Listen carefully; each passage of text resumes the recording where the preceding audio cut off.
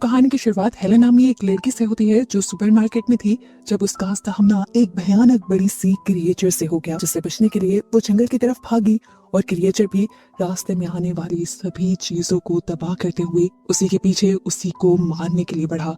जिसके बाद सीन यहीं से कट होकर हमें 8 साल बाद का वक्त दिखाया गया, जहां आज दोबारा शहर में देखे जाने वाले बड़े से क्रिएचर की खबर छपी थी। zoology के स्टूडेंट बहुत ज्यादा एक्साइटेड होकर इस न्यूज के बारे में अपने प्रोफेसर निक को बताते हैं और निक जवाब देता है, रूमर है, ये बस मजाक है। वो इस खबर का कोई रिस्पॉन्स नहीं देते तो कॉर्नर उनसे कहता है, मैं जानता हूँ कि आप इस न्यूज पर ध्यान क्यों नहीं दे रहे, क्योंकि आपकी वाइफ भी ऐसे ही किसी मॉन्स्टर की तलाश में गायब हो गई थी और आज तक नहीं मिली, और ना ही आज तक वो मॉन्स्टर के इस दुनिया में होने का आज तक सबूत दे पाई थी। निक अब इस बात को गलत साबित करने के लिए अपनी टीम के साथ निकल जाता है इस खबर की इन्वेस्टिगेशन करने के लिए उसी जगह पर जहाँ उस क्रिएचर को देखा गया था। यहाँ जाने पर साइंटिस्ट को एक ट्रक पर बड़े बड़े पंजों के निशान नजर आते हैं और यहीं पर जंगल की फेंस भी उन्हें टूटी हुई मिलती है, और ये चीजें निक को भी सोचने पर मजबूर कर देती हैं कि हो सकता है कोई बड़ी क्रिएचर अभी भी इस दुनिया में एग्जिस्ट करती हो, जिसे पहले 8 साल पहले देखा गया हो, और उसी क्रिएचर के बारे में उसकी वाइफ साइंटिस्ट हेलेन भी इन्वेस्टिगेट करने आई थी। फिर उनका आज तक सुराग न मिला।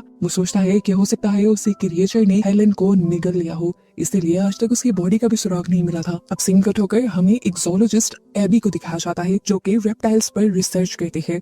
उसके नेबर का एक बच्चा उसे अपने घर लेकर जाता है और उसे बताता है कि उसने जंगल में से एक अजीब किस्म की लेजर्ड को पकड़ा है। एबी उसे देखने के लिए बहुत ज्यादा एक्साइटेड थी और जब इन्होंने जाकर उस लेजर्ड को देखा तो एबी हैरान भी हो गई, क्योंकि ऐसे लेजर्ड उसने आज से पहले कभी नहीं देखी थी। इस लेजर्ड के पास कुछ पंख भी थे। एबी इस लड़के से कहती है, मुझे उस जगह पर लेकर जाओ जहाँ पर तुम्हें जंगल में ये लेजर्ड मिली थी। जब ये लोग जंगल में पहुंचते हैं तो ये देखकर डर जाते हैं कि वहाँ पर एक लूमड़ी का बुरी तरह शिकार करके किसी ने उसे दरख्त से लटका दिया था। इस जगह पर अजीब सा कोहरा फैला हुआ था और यहाँ आते ही एकदम से इस लड़की के हाथ से वो लेजर्ड बाहर निकलकर उड़ने लग जाती है। एबी इस लेजर्ड को पकड़ने के लिए इसका पीछा करने लग जाती है, जबकि बेन यानी वो छोटा बच्चा जो उसके साथ आया था वो यहाँ पर छुपे हुए एक पोर्टल को देखता है और हैरान हो जाता है। इस पोर्टल के अंदर क्या था ये जानने के लिए वो इस पोर्टल के अंदर भी चला गया। इस पोर्टल के दूसरी तरफ एक बहुत ही हसीन दुनिया थी, इस दुनिया से बिल्कुल मुख्तलिफ, और उसी दुनिया में वैसे ही सारे लिजर्ड्स उड़ रही थी जैसी एक लिजर्ड उसके पास भी थी। यहाँ बाहर एबी को अब तेजी से जमीन हिलती हुई महसूस होती है।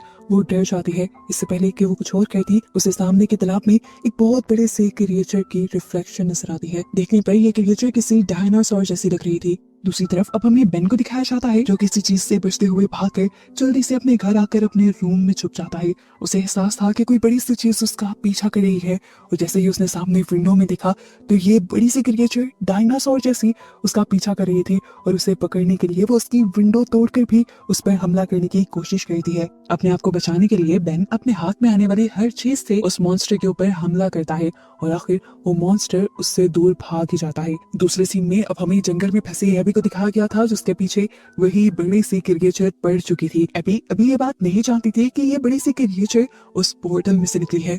वो तो अपनी जान बचाकर भाग रही थी। उसके दूसरी तरफ से क्रिएचर उस तक करीब पहुंच चुका था। इससे पहले कि वो पैनिक कर जाती, यहाँ पर निक की पूरी टीम आ जाती है जो सुबह से इसी क्रिएचर की रिसर्च में यहाँ आए थे। वो एबी को रिलैक्स रहने को कहते हैं और खुद इस क्रिएचर को देखने लग जाते हैं। ये लोग टॉर्च मारकर उसको देखते हैं और उन्हें पता चलता है कि ये क्रिएचर गुस्से वाली नहीं है। ऐसा जानवर इन्होंने पहले कभी नहीं देखा था। हो सकता था कि ये कोई हाइब्रिड हो, यानी 2 जानवरों की नस्लों से बना एक नया जानवर हो, लेकिन ये काम भी सिर्फ लेबोरेटरी में पॉसिबल था। ये लोग बातें ही कर रहे थे कि क्रिएचर यहाँ से जाने लगा। ये लोग भी क्रिएचर का पीछा करते हैं और देखने को मिलता है कि यहाँ पर एक बहुत ही चमकदार सा पोर्टल खुला हुआ था जिसके अंदर ये क्रिएचर जाने वाला था। इस पोर्टल को देखकर ये सब लोग शॉक रह जाते हैं और निक अपनी फर्दर स्टडीज के लिए और इस पोर्टल की जानकारी लेने के लिए यहाँ पर अपनी एक पूरी टीम को बुला लेता है।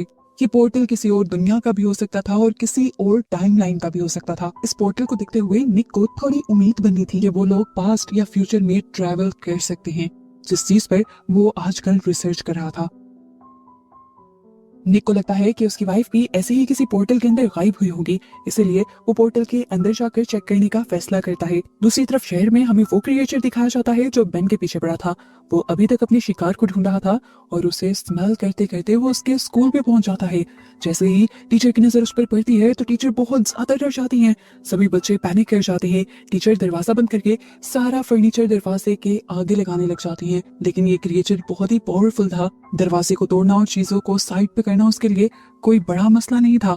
इससे पहले कि यहाँ पर कुछ भी बुरा हो जाता, यहाँ पर स्टीवन आकर एक फायर एक्सटिंग्विशर की मदद से उस क्रिएचर को अपनी तरफ अट्रैक्ट करते हुए यहाँ से दूर ले जाता है और बच्चों की जान बचा लेता है। अब जैसे ही ये क्रिएचर स्टीवन के ऊपर ही गुस्से में हमला करता है तो स्टीवन उसके एक ही वार में बेहोश होकर बाहर गिर जाता है। सीन कट होकर हमें जंगल का सीन दिखाया जाता है जहाँ पर निक अब उस पोर्टल के अंदर जाने की तैयारी में है। एबी निक को वो छोटा सा क्रिएचर भी दे देती है जिसे सबसे पहले इन्होंने देखा था। इस पोर्टल के अंदर जाते ही ये जगह उसे दुनिया जैसी ही लगती है, लेकिन इस दुनिया में काफी सुकून था। यहाँ पर जगह जगह ऐसे ही जानवर थे जिनको उसने पहले कभी नहीं देखा था। और जब वो जमीन में देखता है तो उसे बहुत सारे इंसानों के ढांचे मिलते हैं, जिससे वो समझ जाता है कि जो भी इंसान पहले यहाँ आए थे, चाहे वो रिसर्च के लिए या किसी भी काम के लिए, वो अब मर चुके हैं। ये देखकर निक का दिल और बैठ जाता है और वो अपनी वाइफ हेलन को ढूंढने का इस दुनिया में डिसाइड कर लेता है। लेकिन क्योंकि उसके सिक्योरिटी गार्ड को ये मिशन दिया गया था कि वो निक को जिंदा सलामत वापस लेकर आएगा, अगर निक यहाँ से दूर चला जाता तो उसके सिक्योरिटी गार्ड का मिशन पूरा ना हो पाता। इसलिए वो निक को बेहोश कर उसकी असली दुनिया में उसी पोर्टल से वापस ले आता है। जैसे ही ये लोग उस पोर्टल से बाहर निकलते हैं तो पीछे से एकदम से वो पोर्टल भी बंद हो जाता है और एबी नोटिस करती है कि इन दोनों के साथ वो क्रिएचर जो पहले भी इनके पास आ गया था, जिसका नाम इन्होंने रेक्स रखा था, वो भी इन्हीं के साथ वापस इनकी दुनिया में आ चुका था। दूसरी तरफ हमें शहर में दोबारा उसी क्रिएचर को दिखाया जाता है जो बेन के पीछे पड़ा हुआ था। वो अभी भी बेन को ढूंढ रहा था और बेन के घर की तरफ जा रहा था। इस क्रिएचर को और इंसान भी दिख जाते हैं जिनके ऊपर वो हमला करने ही वाला होता है कि यहाँ पे एक और मर्तबा स्टीवन किसी हीरो की तरह अपनी कार से आकर इस बड़ी सी क्रिएचर को हिट कर देता है। लेकिन इससे उसकी कार ही टूटी थी, उस क्रिएचर को कुछ नहीं हुआ था। ये देखते हुए वो जल्दी से अपनी कार से बाहर निकला और गन से इस क्रिएचर को शूट करते हुए उसने मार डाला। और सीन यहीं से कट होकर अगली सुबह हमें एबी को उसके घर पर दिखाया गया, जहां एबी से मिलने के लिए एबी का दोस्त और प्रोफेसर निक का असिस्टेंट कॉर्नर आया। वो एबी को खुशखबरी देता है कि फाइनली साइंटिस्ट ने इस क्रिएचर की दुनिया में होने की खबर को कंफर्म कर दिया है। वो बहुत ज्यादा एक्साइटेड था। अब ये लोग इसी चीज के बारे में बात ही कर रहे थे कि कॉर्नर देखता है कि एबी के पास अभी भी उस क्रिएचर का एक छोटा बच्चा था, जिसे देखकर वो बहुत ज्यादा इंप्रेस हो जाता है। एबी उसे ये बात सीक्रेट रखने को कहती है और यहाँ पर कॉर्नर भी उससे एक सीक्रेट शेयर करता है कि वो भी उस पोर्टल के बारे में सर्च करना चाहता है जिस पोर्टल के अंदर प्रोफेसर निक गए थे। एबी बताती है कि वो पोर्टल तो बंद हो चुका है, लेकिन ये नहीं जानते थे कि एक जगह से तो वो पोर्टल बंद हुआ था, लेकिन अब वो पोर्टल दुनिया की कई जगहों पे खुल गया था और उसके अंदर से अजीबो गरीब क्रिएचर्स निकल रही थी जो साइज में भी बहुत बड़ी थी। खैर अगले दिन दिखाया जाता है कि अब एबी और कॉर्नर दोनों ही उस पोर्टल को ढूंढने के लिए जंगल में ठहरे थे। उन्होंने टेंट लगाया और इसी तरह बातें करते करते वो सो भी गए। एकदम से किसी अजीब से शोर से एबी की आंख खुली। उसने देखा कि वहां पर वही क्रिएचर था, जिसे देखते ही वो डर गई। उसने जाकर कॉर्नर को जगाया और इन दोनों ने यहाँ से भागने का फैसला किया। लेकिन तभी एबी ने नोटिस किया कि ये क्रिएचर पहले जैसे क्रिएचर की तरह बिहेव नहीं कर रहा और एकदम से गिर भी गया है। ये लोग जब पास जाकर चेक करते हैं तो असल में इन्हें पता चलता है कि इनके साथ तो दो लड़के प्रैंक कर रहे थे। ये वो क्रिएचर था ही नहीं, बल्कि वो तो एक डायनासोर वाले टॉय को एक स्टिक से लगाकर उनको डराने की कोशिश कर रहे थे। सीन कट होकर अब हमें एक सबवे स्टेशन का सीन दिखाया जाता है, जहाँ पर एक आदमी सबवे टनल्स के अंदर स्प्रे कर रहा था और तभी उसका सामना हो जाता है एक बहुत बड़े स्पाइडर से। इतना बड़ा स्पाइडर उसने आज से पहले कभी नहीं देखा था। इससे पहले कि वो उससे बच पाता, वो स्पाइडर उसकी नेक के अंदर स्टंग कर देता है, यानी उसकी गर्दन में काट लेता है। सीन्स दोबारा कॉर्नर और एबी की तरफ शिफ्ट होते हैं, जहां इन दोनों को अब प्रोफेसर निक ने पकड़ लिया था। प्रोफेसर निक इन दोनों को बहुत ज्यादा डांटते हैं क्योंकि इस तरह जंगल में आकर इन दोनों ने सिर्फ अपनी जान को ही खतरे में डाला था।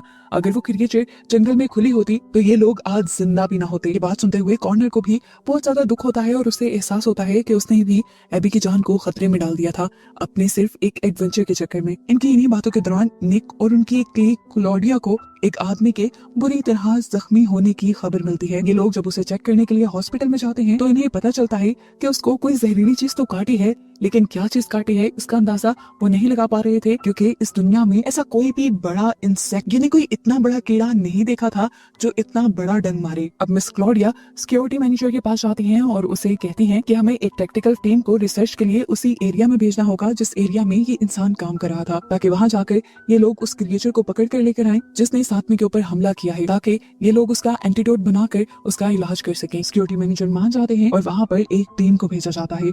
अंदर जाते ही इन सबका सामना हो जाता है बेशुमार बड़ी बड़ी स्पाइडर्स से। इंसानों को यहाँ देखते ही एकदम से ये सारी स्पाइडर्स इंसानों के ऊपर जंप करके उनके ऊपर हमला करने की कोशिश करने लग जाते हैं। अपनी जान बचाने के लिए इन सभी को इस टनल से बाहर आना पड़ता है और बाहर आकर निक की टीम निक को बताती है कि अंदर इतने बड़े बड़े स्पाइडर्स हैं जिनको आज से पहले कभी देखा ही नहीं गया। अब इन्हें सस्पेंस भी होने लगा था कि आखिर ये क्रिएचर, ये मॉन्स्टर्स आ कहां से रहे हैं। अब प्रोफेसर निक भी खुद ही उसी टनल में जाने की तैयारी करने लग जाते हैं क्योंकि वो खुद भी देखना चाहते थे कि आखिर वो क्रिएचर्स हैं कैसे। पहले वाली टीम ये तो पता चला कर आ चुकी थी कि ये सारे क्रिएचर्स लाइट से डरती हैं, इसलिए इस मर्तबा ये लाइट्स लेकर गए थे। अपनी लाइट्स के जरिए ये लोग इन स्पाइडर्स को अपने से दूर रखने में कामयाब भी हो जाते हैं और निक इन सबको देख भी लेता है। इस टनल के अंदर इन स्पाइडर्स की तादाद बहुत ज्यादा थी। यहीं पर सर्च करते करते एबी को अब वैसा ही पोर्टल दिख जाता है जैसा पोर्टल उसने जंगल में देखा था और ये लोग समझ जाते हैं कि ये स्पाइडर्स भी इसी पोर्टल में से निकल कर आ रही थी। अब ये लोग और इस पोर्टल को देख ही रहे थे कि इसके अंदर से एक और बहुत बड़ा मॉन्स्टर निकल आया। ये एक जाइंट सेंटीपेड था जिसके ऊपर के टेंटिकल्स इतने बड़े थे कि उसमें वो किसी भी आदमी को लपेट सकता था। इससे पहले कि वो एबी के ऊपर हमला कर देता, स्टीव यहाँ से कोई चीज उठाकर इस सेंटीपेड के सर पर मारता है और ये दोनों बचने के लिए यहाँ से भागते हैं। इतने में निक भी यहाँ आकर इतने बड़े सेंटीपेड को देख लेता है। इससे बचने के लिए ये लोग अब दूसरे रूम में तो आ गए थे जहाँ का निक ने दरवाजा भी बंद कर दिया था, लेकिन अब इनकी बदकिस्मती कि इन्हें पता चला कि इस टनल के बाकी सब एग्जिट बंद है। एक वही रास्ता खुला है जहाँ से ये लोग आए थे और वहाँ पर बड़े बड़े सेंटीपेड जैसे क्रिएचर हैं। जहाँ पर निक बंद हुआ था, स्टीव उसे बचाने के लिए यहाँ पर एक फायर सिलेंडर लेता है और उससे इस क्रिएचर को जलाकर यहाँ से उसके पोर्टल में वापस भेजने की कोशिश करता है, लेकिन ये क्रिएचर अपना एक ही टेंटिकल मारते हुए उसके हाथ से सिलेंडर ही उस पोर्टल से दूसरी तरफ फेंक देता है और फिर स्टीव के ऊपर भी हमला कर देता है। थोड़ी देर बाद निक जब फील करता है कि दूसरी तरफ का शोर कम हो गया है तो वो चेक करने के लिए आया। यहाँ पर स्टीव मरने की हालत में था। निक उसे रेस्क्यू करना चाह रहा था जब उसने निक को बताया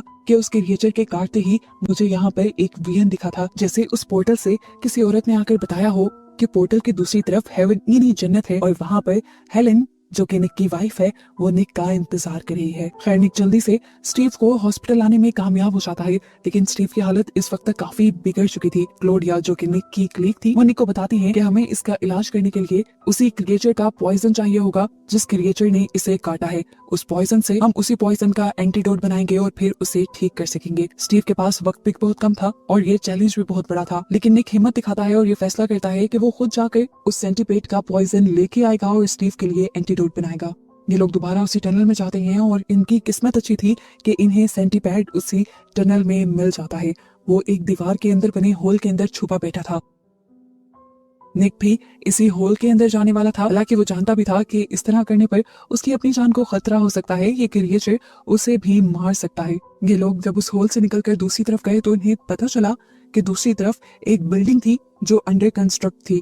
यहाँ पर जाकर निक बहुत ही बहादुरी से इस सेंटीपेड के आगे खड़ा हो जाता है क्योंकि वो जानता था कि सेंटीपेड उसे देखकर जरूर उसे स्टंग करेगा, यानी उसे डंग मारेगा। इस टाइम उसने अपनी जैकेट के अंदर ही कुछ कंटेनर्स लगाए हुए थे और जब सेंटीपेड उसे डंग मारता है तो उसका सारा पॉइजन निक की जैकेट के अंदर इकट्ठा हो जाता है। इनका मिशन पूरा होते ही निक को छुड़वाने के लिए दूसरी तरफ से रायन इस सेंटीपेड के ऊपर गोलियों से हमला करता है और जैसे ही ये सेंटीपेड तड़प कर साइड पे हुआ तो वो एक मेन स्विच से जा लगा, जहाँ पर स्पार्किंग होते ही उससे हाई वोल्टेज करंट लगा और आखिर वो मर गया और ये लोग पॉइजन लेकर वापिस आ गए। जल्दी से पॉइजन से एंटीडोट बनाया गया और उसे स्टीवन का इलाज किया गया।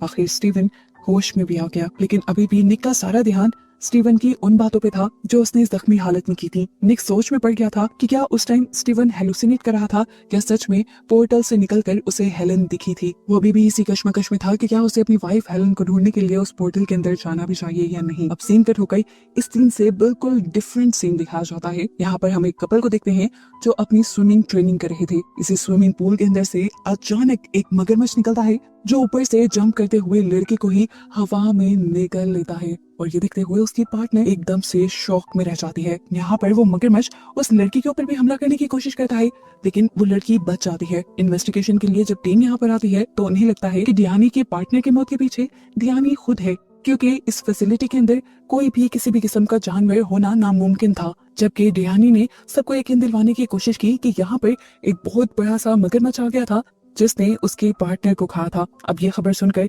निक और उसकी टीम अगले दिन यहाँ पर पहुंचते हैं और उन्हें सारा मामला समझ आ जाता है कि यहाँ पर भी जरूर एक पोर्टल खुला होगा जिसके अंदर से वो क्रिएचर निकला होगा और उसी क्रिएचर ने उस लड़के को खाकर वो क्रिएचर अपने घर वापस चला गया होगा। इसीलिए इस जगह पर कोई भी साइन उसका नहीं मिल रहा। अब क्लॉडिया जो ये बात सारी समझ गई थी वो अब अपने सिक्योरिटी चीफ के पास जाती है, उन्हें वो ये सारा मामला बताती है और डैनी को उसके उस गुनाह की सजा ना देने को कहती है जो उसने किया ही नहीं था। लेकिन यहाँ पे ये आदमी क्लॉडिया को जवाब देता है, हम ऐसा कुछ नहीं कर सकते जैसा तुम चाह रही हो, क्योंकि अगर हमने उस लड़की को अरेस्ट ना किया तो वो दुनिया वालों को उस क्रिएचर और उन पोर्टल्स के बारे में सब कुछ बता देगी और ये खबर अभी हमें हाइड ही रखनी है।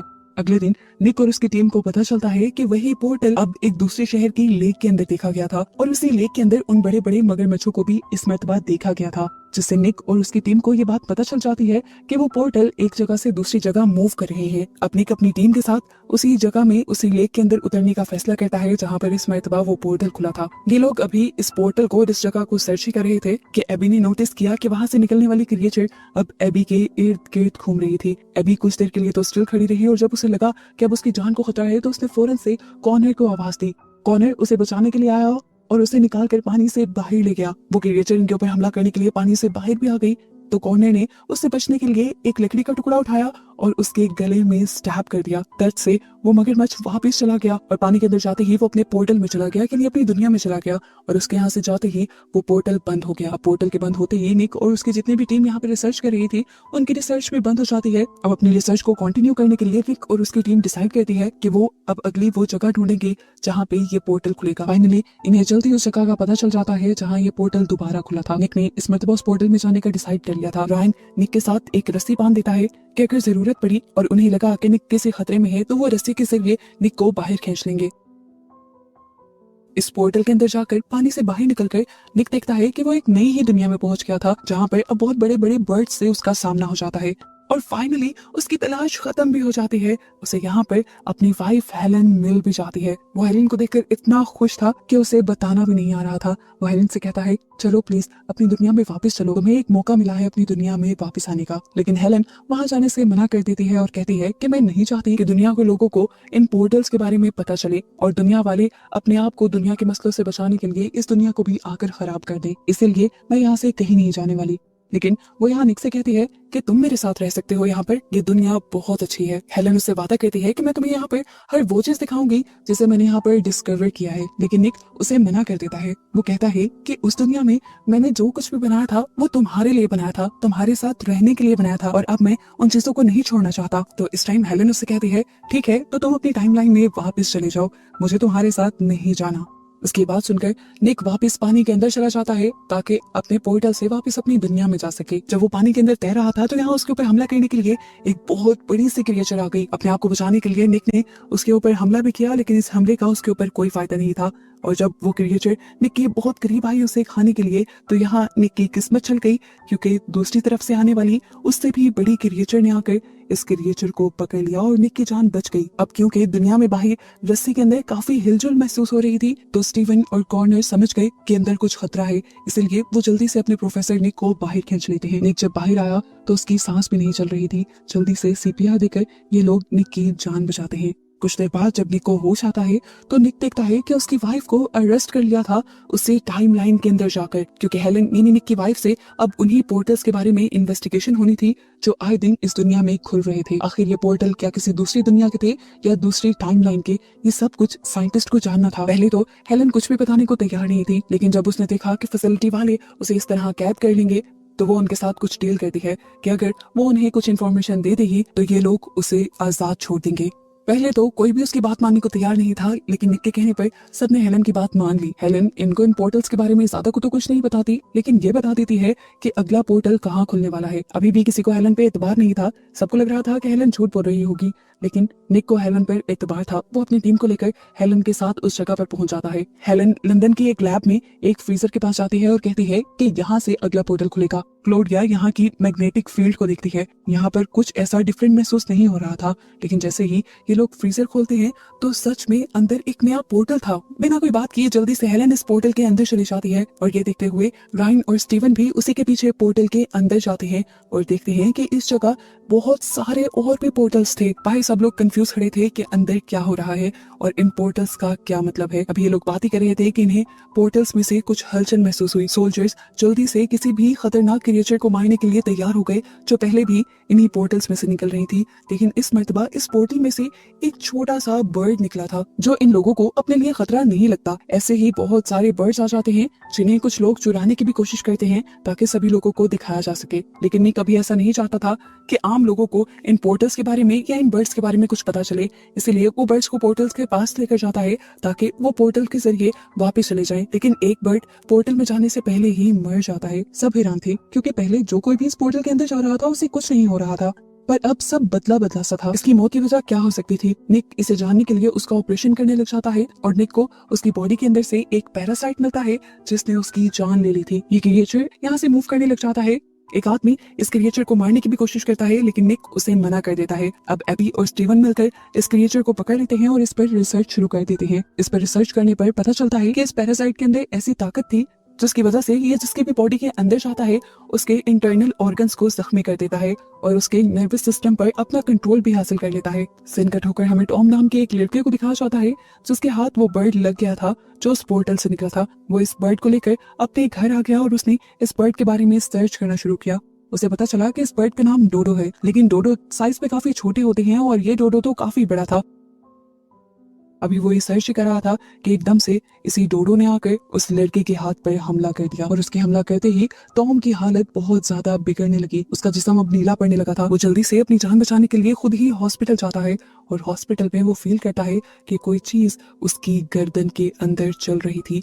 ये वही पैरासाइट था जिसके बारे में निक ने लैब में रिसर्च की थी। इसी क्रिएचर के काटने के बाद ही एक मर्तबा टॉम ने अपने दोस्त पर भी हमला करने की कोशिश की थी, लेकिन फिर उसने जल्द ही अपने आप पर काबू पा लिया था, जिसका साफ मतलब था कि क्रिएचर किसी के सोच और दिमाग को भी अपने कंट्रोल में ले सकती है। अब टॉम का दोस्त जाकर क्लॉडिया को उस बर्ड के बारे में बता देता है जो टॉम ने अपने घर में रखा हुआ था। निक और उसकी पूरी टीम उसी बर्ड को ढूंढने के लिए टॉम के घर आ जाती है और इन्हें टॉम के घर पर वो बर्ड मरा हुआ मिलता है। यहाँ पर हमें टॉम को हॉस्पिटल में दिखाया जाता है जिसका अब सिटी स्कैन हो चुका था। सिटी स्कैन के अंदर उस पैरासाइट को देख लिया गया था और डॉक्टर टॉम को बताते हैं कि उसकी फौरन से सर्जरी करनी पड़ेगी। ये सुनकर टॉम को पता नहीं क्या होता है कि वो डॉक्टर के ऊपर ही हमला कर देता है और डॉक्टर को काट लेता है। जैसे ही टॉम को होश आता है तो वो अब पैनिक हो चुका था। उसे समझ नहीं आ रही थी कि वो ये सब कर क्यों रहा है। अपने आप पर कंट्रोल पाने के लिए वो बाथरूम में चला गया। अब उसे अपने सवालों के जवाब जानने थे, इसलिए उसने फैसला किया कि वो एबी के पास जाएगा और पता चलाएगा कि ये डोडो आया कहाँ से था, क्योंकि जो उसने रिसर्च की थी उसके मुताबिक उसे पता चला था कि डोडो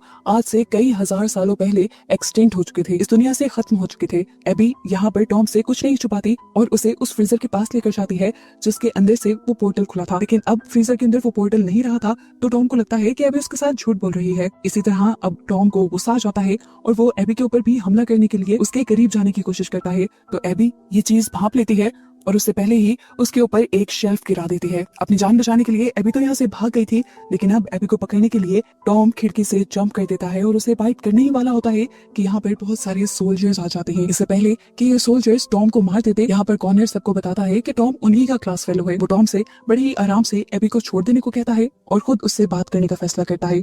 इससे पहले कि कॉर्नर कुछ बात कर पाता, कॉर्नर नोटिस करता है कि टॉम की आंखें एकदम से बदल गई हैं। उसकी आंखों का रंग बदल गया था, उसकी स्माइल बदल गई थी और फिर देखते ही देखते उसने कॉर्नर के हाथों में ही दम तोड़ दिया और वो मर गया। उस पैरासाइट ने टॉम की जान ले ली और इस चीज से कॉर्नर बहुत ज्यादा डिस्टर्ब हो गया। फिर अब इस सब को एक महीना गुजर जाता है और हमें एबी और कॉर्नर को एक घर में दिखाया जाता है। हम देखते हैं कि एबी के घर पर अभी भी वेक्स नाम की वो क्रिएचर है जो इस सीजन के स्टार्ट में उसे मिली थी। वो भी इन्हीं के साथ रहती थी। एबी ने उसे अपना पेट बना लिया था। अब क्योंकि वो बाहर कहीं भाग न जाए इसीलिए वो कॉर्नर को हमेशा अपने घर की विंडोज बंद रखने को कहती है, लेकिन कॉर्नर एक दिन गेम खेलते हुए विंडोज को बंद करना भूल जाता है और वो क्रिएचर उनके घर से बाहर निकल जाती है और कॉर्नर परेशानी में उसे ढूंढने के लिए निकल जाता है। दूसरी तरफ निक को एक आदमी की लाश मिलती है जिसके जिस्म के चीथड़े चीथड़े कर दिए गए थे। साफ जाहिर था कि उसके ऊपर किसी मॉन्स्टर ने अटैक किया था, निक समझ गया था कि वहाँ पे भी कोई नया पोर्टल खुल गया होगा। ये लोग जब उस गोल्फ क्लब पर जाते हैं तो देखते हैं कि यहाँ पर पोर्टल अब आसमान की तरफ से खुला था और किसी परिंदे की तरह दिखने वाले उस मॉन्स्टर ने या ड्रैगन ने उस इंसान पर हमला किया था। यहाँ पर फाइनली अब कॉर्नर को भी रेक्स मिल जाती है, वो भी उसी के कार के ऊपर बैठी हुई, क्योंकि रेक्स उसका पीछा कर रही थी। जैसे ही कॉर्नर उसे पकड़ने लगता है तो रेक्स यहाँ से उड़ जाता है। कॉर्नर उसे पकड़ने के चक्कर में था और उसने ये देखा ही नहीं कि वो उसी गोल्फ क्लब में आ गया था जहाँ निक और उसके साथी थे। उसने यहाँ ये भी नहीं देखा कि कुछ तो एबनॉर्मल चल रहा है। पीछे से निक और एबी उसे आवाज देकर वार्न कहते हैं कि उसके ऊपर कुछ था। कॉर्नर ने जब ऊपर देखा तो यहाँ पे एक बहुत बड़ा सा बर्ड था जो तेजी से उसकी तरफ हमला करने के लिए बढ़ रहा था। अपने आप को बचाने के लिए कॉर्नर यहाँ से भागता है तो उसके सामने रेक्स भी उड़ जाती है। कॉर्नर को बचाने के लिए यहाँ पर सोल्जर्स उस क्रिएचर को मारना चाहते थे, लेकिन निक ने उस क्रिएचर को बचा लिया सोल्जर की गन को साइड पे करते हुए। इस गोली की वजह से वो क्रिएचर बहुत ज्यादा डर गई और ऊपर की तरफ उड़ गई। इससे यहाँ रेक्स और कॉर्नर दोनों की ही जान बच गई। यहाँ पर अभी इन्हें पता चलता है कि इनकी रेक्स वो पहले वाली क्रिएचर दोबारा कहीं जंगल में गायब हो चुकी थी। कॉर्नर और अभी दोनों रेक्स को ढूंढने के लिए जंगल में चले जाते हैं और फाइनली इन्हें रेक्स मिल भी जाती है। इससे पहले कि ये उसे उठा लेते, इन्हें यहाँ पर कुछ अजीबोगरीब आवाजें आती हैं। ये जब ऊपर देखते हैं तो इन्हें उड़ने वाले छोटे छोटे डायनासोर्स दिख जाते हैं। ये इतने ज्यादा थे कि इनसे बचा भी नहीं जा सकता था। अक्लमंदी दिखाते हुए अभी कॉर्नर को लेकर नीचे बैठ जाती है और अपना सर भी झुका लेती है और यहाँ पर सारे डायनासोर्स इनके ऊपर से गुजर जाते हैं और आखिर इन लोगों की जान बच जाती है। जिसके बाद ये लोग रेक्स को लेकर अपने घर आ जाते हैं। यहाँ पर क्लोडिया अब निक को कॉल करती है और उसे बताती है कि उनके कॉलेज की बिल्डिंग के ऊपर अब वो बड़ी सी क्रिएचर, वो उड़ने वाला डायनासोर आ चुका था, जिसे पकड़ने के लिए जल्द ही निक की पूरी टीम कॉलेज के पास आ जाती है। लेकिन इसे पकड़ना इतना भी आसान नहीं था। वो यहाँ से उड़ रहा था, भाग रहा था। उसे पकड़ने और अपनी तरफ अट्रैक्ट करने के लिए निक अपनी रेड कलर की जैकेट एक स्टिक से बांधकर उसे ऊपर की तरफ लटका देता है ताकि डायनासोर को वो अपना शिकार लगे। जैसे ही वो डायनासोर उसी कपड़े के ऊपर अटैक करने के लिए आती है तो निक उस कपड़े को नीचे कर देता है और डायनासोर नीचे आकर गिर जाती है और जोर से जमीन पर गिरने की वजह से वो बेहोश हो जाती है। क्लॉडिया अच्छी तरीके से इस क्रिएचर को देखती है और इसको देखते हुए वो बताती है कि ये क्रिएचर जिसमें टाइमलाइन या दुनिया से आई है उस टाइमलाइन में इंसान नहीं हो सकते, क्योंकि ये क्रिएचर इंसानों को खत्म कर देती। कुछ ही देर बाद हमें दिखाया जाता है कि वो छोटे छोटे से डायनासोर्स जो पहले एबी और कॉर्नर के पीछे पड़े थे वो एकदम से उसी बिल्डिंग पर हमला कर देते हैं जहाँ पर निक और उसकी टीम थी। ये पूरी टीम खिड़की से खड़े होकर इन्हें हैरानी से देख रहे थे और ये डायनासोर भी बाहर से उनको देख पा रहे थे। इसीलिए कुछ डायनासोर तो ये खिड़कियां तोड़कर अंदर भी आ जाते हैं। बचने के लिए निक और एक साथी उसकी जल्दी से एक रूम में चले जाते हैं और हर जगह को लॉक कर लेते हैं। अपने साथी को सिक्योर करते हुए निक जल्दी से एम्बुलेंस को कॉल करने के लिए और सिचुएशन को संभालने के लिए बाहर की तरफ जाता है। उसे अपनी इमरजेंसी वैन के अंदर एक गैस सिलेंडर मिलता है जिसे वो उठा लेता है इस उम्मीद से कि वो लोग शायद इसकी मदद से ड्रैगन से बच सकेंगे। लेकिन होटल में उन्हीं ड्रैगन्स ने चिमनी की मदद से अंदर आना शुरू कर दिया था, जिसकी वजह से क्लॉडिया बहुत ज्यादा डर जाती है। क्लॉडिया इन्हें मारने के लिए यहाँ पर गोल्फ स्टिक उठा लेती है, लेकिन इतनी सारी क्रिएचर से लड़ना उसकी बस की बात नहीं थी। तभी यहाँ पर पीछे से हेलन आ जाती है जो क्लॉडिया को लेते हुए यहाँ से चली जाती है किचन के अंदर। वो यहाँ माइक्रोवेव्स के अंदर कुछ स्टील की चीजें रख के सारी माइक्रोवेव्स को चला देती है, जिसकी वजह से इस बिल्डिंग में एक बहुत बड़ा धमाका होता है और ये सारी क्रिएचर्स जलकर मारी जाती हैं। आखिर हेलन ने क्लॉडिया की जान भी बचा ली थी और वो खुद भी बच गई थी, लेकिन क्योंकि हेलन को अच्छा मौका मिल गया था सिक्योरिटी वालों से बचने का, इसलिए वो क्लॉडिया को बिल्डिंग से बाहर निकालकर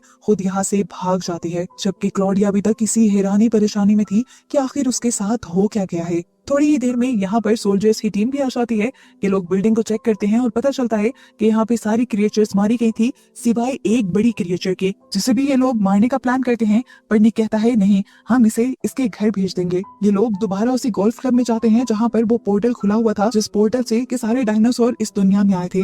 वहाँ पर एक रेड फ्लैग लगाते हुए ये उस डायनासोर को उसके घर की तरफ ही नहीं उसके पोर्टल की तरफ अट्रैक्ट करते हैं और फाइनली उस डायनासोर के पोर्टल में जाते ही ये पोर्टल यहाँ से बंद हो जाता है। उसके यहाँ से जाते ही और इस पोर्टल के बंद होते ही ये लोग खुशी से जश्न मनाने लग जाते हैं, जैसे इनका कोई बहुत बड़ा मिशन कंप्लीट हो गया हो। अब दोबारा सीन कट होता है और कुछ महीनों का अरसा गुजर जाता है। कुछ महीनों के बाद दोबारा हम कॉर्नर और एबी को देखते हैं।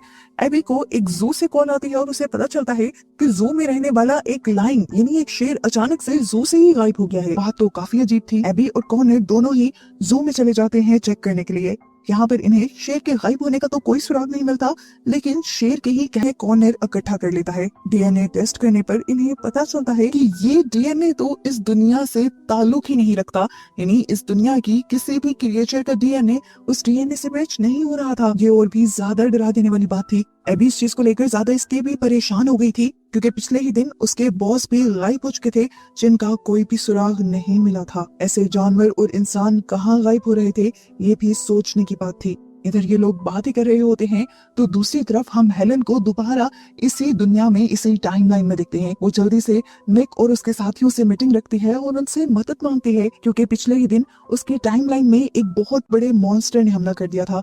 वो बताती है कि ये मॉन्स्टर किसी भी पास्ट की टाइमलाइन से नहीं थी, क्योंकि सारा पास्ट उसने पढ़ा हुआ था। वो मॉन्स्टर बहुत ही ज्यादा भयानक और अजीब था, और हेलन के मुताबिक वो भयानक मॉन्स्टर फ्यूचर से आया थी, ताकि वो उस मॉन्स्टर को उसकी टाइमलाइन में वापस भेज सकें या मार सकें। यही अब दोबारा हमें जू का सीन दिखाया जाता है, जहाँ पर इस टाइम एबी अकेली थी और पूरे जू को देख रही थी। इतने में ही यहाँ पर स्टीवन भी आ जाता है। स्टीवन एबी को जिंदा देखकर बहुत ज्यादा खुश हो जाता है, और इससे पहले कि वो उसे कुछ बता पाता या समझा पाता, इन दोनों का सामना उसी बड़े से खतरनाक से मॉन्स्टर से हो जाता है, जिसके हाथ और पांव दिखने में इंसानों की तरह थे, लेकिन वो किसी बंदरों की तरह छलांग लगा रहा था। पीछे से रायन और उसकी टीम उसे पकड़ने के लिए उस पर हमला करती है, जिसकी वजह से वो जू से निकलकर भाग जाता है। बाहर जाने पर इन्हें वो कहीं नहीं मिला, तो इन्हें पता चला कि वो मॉन्स्टर जंगलों में जा चुका था। ये सब लोग उसे पकड़ने के लिए जंगलों में जाते हैं, और दरख्त के ऊपर इन्हें वो मॉन्स्टर दिख भी जाता है, जो बहुत ही तेजी से एक से दूसरे दरख्त के ऊपर मूव कर रहा था। इतनी स्पीड उन्होंने पहले किसी जानवर की नहीं देखी थी। निक कहता है कि अगर हमें इस मॉन्स्टर को अपने काबू में करना है तो हमें बड़े वेपन्स की जरूरत पड़ेगी। इस टाइम यहाँ पर कॉर्नर भी आ चुका था।